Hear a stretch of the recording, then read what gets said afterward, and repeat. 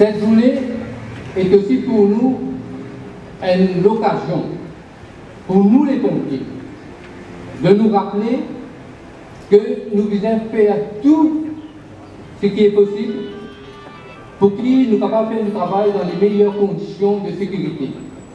Et pour le faire, nous devons rappeler nous que nous devons continuer toujours entraîner nous régulièrement pour nous rappeler tout un protocole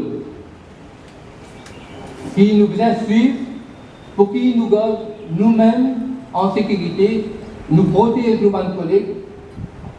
Nous devons rappeler nous que nous devons travailler toujours en équipe.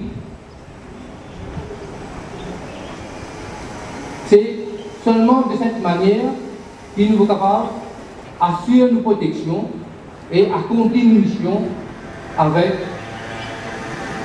efficacité. Saveurs-pompiers, on est un représentant avec un membre du syndicat séparément et puis on fait une réunion commune, conjointe avec les deux.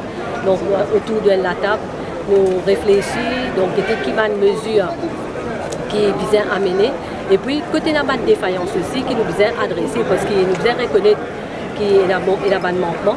Par exemple, nous ne sommes pas tellement satisfaits, nous avons une unité Swift Rescue Unit.